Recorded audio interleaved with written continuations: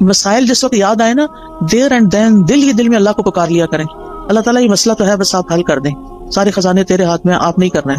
اور باقی ہم نے خود تو کرنا نہیں ہوتا, کوشش ضرور کریں, لیکن بندوں کے پاس حل کوئی نہیں ہے. بندے آپ کی طرح یا آپ سے بھی زیادہ کمزور ہوتے ہیں. جن بندوں پہ ہم ریلائے کر رہے ہوتے ہیں وہ بعض اوقات ہم سے بھی کمزور ہوتے ہیں. اسی لیے اللہ تعالیٰ نے قرآن مجید میں ایک مثال دی ہے.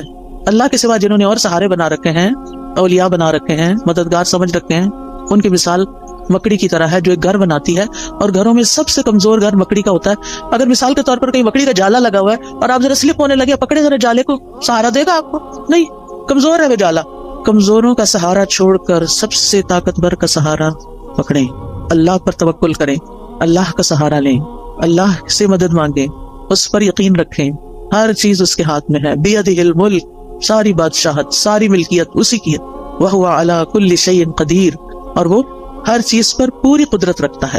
پھر آپ دیکھیں کہ جو چیزیں آپ کو پریشان کرتی ہیں نا, ان کی کسی وقت لسٹ بنا لیں. مجھے یہ بھی فکر ہے, مجھے یہ بھی فکر ہے, یعنی کیا کیا کیا کیا کیا کیا پریشان کر, کیا کیا غمگین کر, ہاتھ پہ ہاتھ رکھ کے نہیں بیٹھے رہیں, لسٹ بنائیں. کیا بادر کر رہا ہے, کیوں کر رہا ہے, اس مسئلے کا حل کیا ہے, ٹھیک ہے نا. تو ان مسائل کے حل کی کوشش بھی کرنی ہے. مسائل لکھ لینے, اس کا حل. پھر آپ دیکھیں کہ کن لوگوں کے پاس اتنی عقل سمجھ ہے کہ جو اس کو جان, مثلا آپ بیمار ہوتے ہیں, کس کے پاس جاتے ہیں, یہ کس کے پاس جانا چاہیے, سب چپ بیٹھے, لگتا جاتے ہی نہیں ہے. ڈاکٹر کے پاس, ڈاکٹر شفا دیتا ہے نہیں, تو پھر کیوں جاتے ہیں, ذریعہ بنتا ہے, ٹھیک ہے. اس کوشش کی وجہ سے جو ہم پر لازم کی گئی ہے کہ کوئی مسئلہ پیش آ جائے تو اس کو دور کرنے کے لیے کوشش کریں, یہ یقین رکھتے ہوئے کہ کوشش ہماری طرف سے اور شفا اللہ کی طرف سے.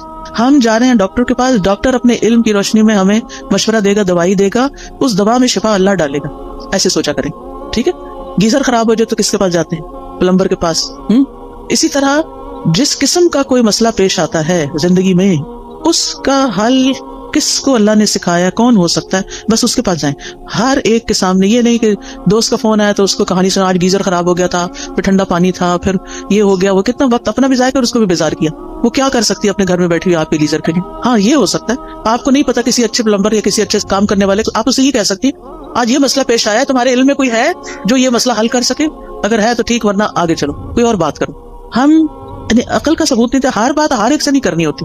ہم سمجھتے ہیں جو سامنے آ گیا, جو مل گیا, اس کو ہم اپنی کہانی سنا دیں گے کہ مسئلہ حل ہو جائے گا. ایسا نہیں ہوتا مسئلہ حل. پھر اگر وہ حل نہیں کرتا, یا ہم اگر اسے غلط توقع, غلطی ہماری, غلط توقع ہم نے رکھی, پھر اگر مسئلہ حل نہیں ہوا تو پھر ہمیں اس سے شکوہ ہو جاتا ہے, پھر ہم اس سے ناراض ہو جاتے ہیں, اس نے تو میرے لیے کچھ کیا ہی نہیں, وہی وہ بیچارہ کر ہی نہیں سکتا تھا, غلطی تو آپ کی کہ آپ نے اس کو پکڑا, ٹھیک ہے. اور ویسے بھی جب تک مسئلہ حل نہیں ہوتا نا, تو اپنے آپ کو تسلی دینے کے لیے سوچا کریں کہ مجھ سے بھی زیادہ بہت سے لوگ ایسے ہیں جن کے اس سے بھی زیادہ مسائل ہیں. کوئی بیماری آ گئی, اللہ نہ کرے, اس میں آپ کیسے پرسکون رہ سکتے ہیں, ان سب کا سوچیں جو اس بیماری میں مبتلا ہیں, بلکہ اس سے بھی ورس کنڈیشن ہے, تو آپ اللہ کا شکر ادا کرنے لگ جائیں کہ شکر ہے میں اس طرح کے مسئلے میں نہیں ہوں, اور اللہ نے مجھے وہ ساری سہولتیں دی ہیں کہ میرا علاج ہو سکتا ہے. کتنے لوگ ہیں جو اپنا علاج کرا سکتے ہیں, اور کتنے لوگ ہیں جن کو اچھے ڈاکٹرز مل سکتے ہیں. لہٰذا نعمتوں کا ذکر کرتے رہیں اور غموں کا ازالے کی کوشش میں لگے رہیں. پھر اسی طرح ماضی کے ایسے واقعات, ایسے حادثات جنہوں نے آپ کی زندگی کو, کچھ انسانوں کے ساتھ آپ کا معاملہ گڑبڑ ہوا, کچھ اور اس طرح کے گریوینسز ہیں, ان کو نا کہیں کھود کی زمین میں دفنا دے سب کو. وہ پنجابی میں کہتے ہیں نا مٹی پاؤ, ان پہ لٹرلی مٹی ڈالیں. آپ نا اپنے امیجنیشن سے کام لیا کریں کہ آپ امیجنیشن میں گڑھا کھود رہے ہیں, اور پھر اس میں وہ سارا مسئلہ ڈال کے اوپر مٹی ڈال کے دفن کر دیا اور بلا دیا, بس ختم. کوئی بات بھی کرے تو نہ کہیں الماضی لا یذکر. عربی میں ایک محاورہ ہے الماضی لا یذکر. ایک شخص کے بارے میں آتا ہے کہ اگر کوئی اس کو تکلیف دیتا یا کسی کے ساتھ اس کا کوئی ایسا معاملہ ہو جاتا, اور پھر وہ شخص شرمندہ ہو کے اس کے پاس آتا کہ مجھے معاف کر دو, میں نے فلاں وقت میں تمہارے ساتھ ایسا کیا, تو وہ یہی بولتا الماضی لا یذکر.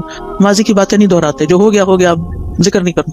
کہتے وہ فوت ہو گیا اور کسی کو خواب میں آیا کہ اللہ نے تمہارے ساتھ کیا معاملہ کیا, تو کہتا کہ الماضی لا یذکر, میرے بھی پچھلے سارے گناہ معاف کر دیے. تو انسان ہے نا, انسانوں سے ہمیں تکلیف پہنچ جاتی ہے, لیکن ہم نے رہنا بھی ان کے ساتھ ہوتا.